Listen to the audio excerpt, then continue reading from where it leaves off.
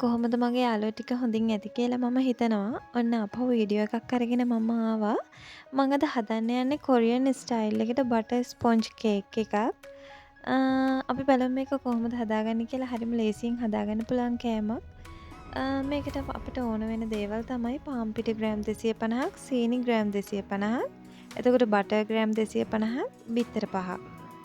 මීට අමතරව අපිට මේකට ඕන වෙනවා කිරි පැකට් එකක් සහ වැනිලා. අපිට මුලින්ම කරන්න තියෙන්නේ පෙනේරයක් අරගෙන පාන් පිටි ටික හලා ගන්න එක. පාන් පිටි ටික හලනකොට අපි මේ විදියට පාන් පිටියකට බේකින් පවුඩර් එකතු කරලා තමයි පාන් පිටි ටික හලා ගන්න ඕනේ. මම මෙතනදී මේස හැඳි එකහමාරක් වගේ බේකින් පවුඩර් දානවා. මේ විදියට පෙනේරෙට ඒකත් දාලා දෙකම එකට තමයි මේ පිටි ටික මම හලා ගන්නේ.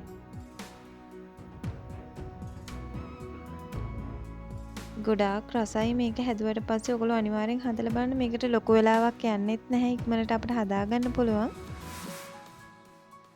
මේ විදියට අපි පිටි ටික හොඳට හලා ගන්න ඕනේ මුලින්ම. මේ මම ඔක්කොම ටික ලෑස්ති කරගෙන තියෙන්නේ බටර්. එතකොට මේ දැන් මම හලාගත්ත පිටි එක. එතකොට බිත්තර සුදු මදෙයි කහ මදෙයි වෙන් කරලා අරගෙන තියෙනවා. සීනි 250 බ්ලෙන්ඩ් කරගත්තා. අපි මුලින්ම මේ බිත්තර සුදු මදේ බීට් කරගමු.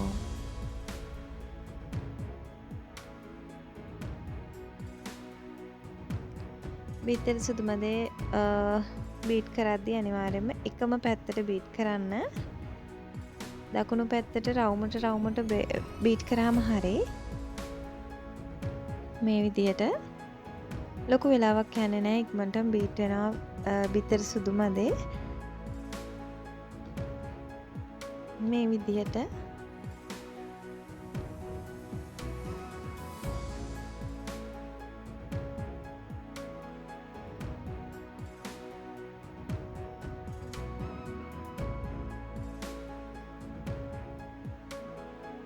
හොඳට වෙලාව අරගෙන මේක බීට් කරගන්න. මම දැන් බීට් කරගෙන ඉවරයි. මේ බලන්න හොඳට ක්‍රීම් එක වගේ මේක හැදිලා තියෙනවා. දැන් අපි යමු බටර් ටික බීට් කරගන්න. මේ විදිහට බටර් ටිකත් අපි හොඳටම බීට් කරගන්න ඕනේ. බටර් එක මේ විදිහට කෑල්ල පිටින්ම බීට් කරන්න අමාරු නම් ඔයගොල්ලෝ පොඩි පොඩි කෑලි වලට කපාගෙන ඊට පස්සේ බීට් කරන්න. මාත් ඒ විදිහට කපා ගත්තා. මේක හොඳට බීට් වෙනකොට අපිට පුළුවන් අපි අර බ්ලෙන්ඩ් කරගත්ත සීනි ටික මේකට දාන්න. සීනි ටිකක් දාලා අපි දැන් ආපහු බීට් කරගමු.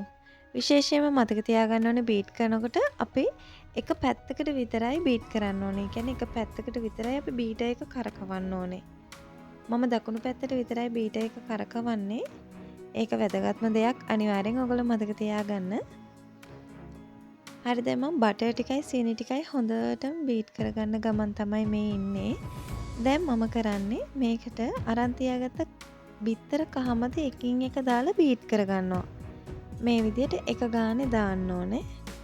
එක ගානේ දාන ගමන් දකුණු පැත්තට අපි හිමින් සැරේ බීට් කරගමු. මෙන්න මේ විදිහට.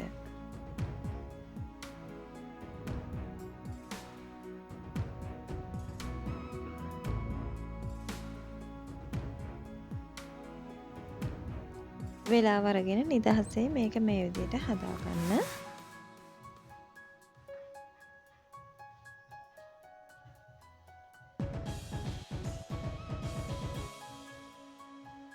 අන්න මං අන්තිම බිත්තර දෙකක් දාන්න යන්නේ. අන්න අපි හොඳට මේක බීට් කරගන්නවා දැන්. දැන් අපිට පුළුවන් වැනිලා තියෙනවා නම් වැනිලා ටිකක් දාන්න. මම වැනිලා ඒ තියෙන බෝතලේ පියනෙම්ම භාගයක් වගේ දාගත්තා. වැනිලා අනිවාර්යයෙන්ම දාන්න ඕනේ. නැත්තම් මේක අර බිත්තරවල තියෙන පිලි රස වගේ එක එනවා කේක් එක කනකොට. ඒ නිසා වැනිලා දාගන්න එක නම් අනිවාර්යයි. අපි බීට් කරද්දි මේ වගේ භාජනයේ වටේ තියෙන ටික හැන්දකින් එකතු කරගන්න ඕනේ.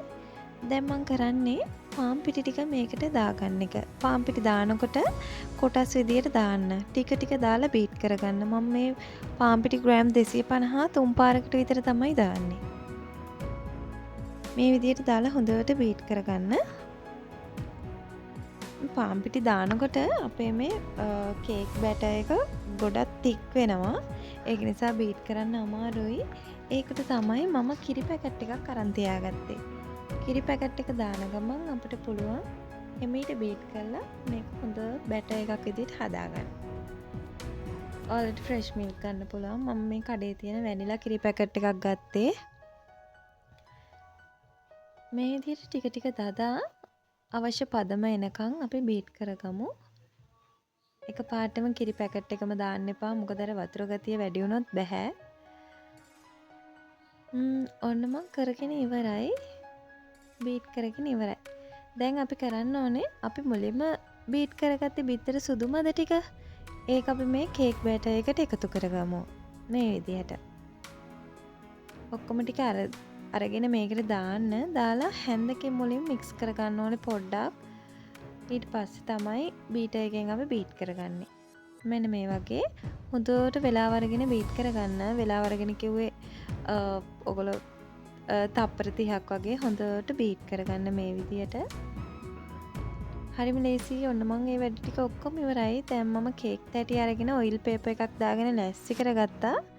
දැන් මම ආස්ම පාර්ට් එක තමයි තියෙන්නේ මේ කේක් තැටියට මේ බැටර් එක දාන එක. ඒක හරිම ආස හිතෙන වැඩක්. මෙතන කිලෝ එකක් වගේ තියෙන්නේ කේක් කිලෝ එකක්. ඔක්කොම 250 ගානේනේ මං ගත්තේ. ඒ නිසා මෙන්න මේ විදිහට ඔක්කොම ටික හොඳට වාචනයේ තියෙන කේක් බැටර් එක ඔක්කොම ටික දාගෙන හැන්දකින් අපි හදා ගන්න ඕනේ ඒක. ඒ කියන්නේ තැටිය ගානට එන විදිහට.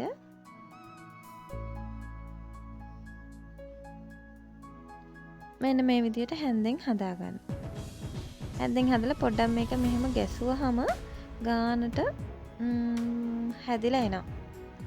හරි දැන් අපිට මේක තියෙන්නේ oven එකට දාගෙන කේක් එක පුච්ච ගන්න තමයි. අවශ්‍ය ගානට හීට් එක හදාගෙන ඔයගොල්ලෝ කේක් එක oven එකට දාලා විනාඩි 45ක් වගේ තියන්න ඕනේ.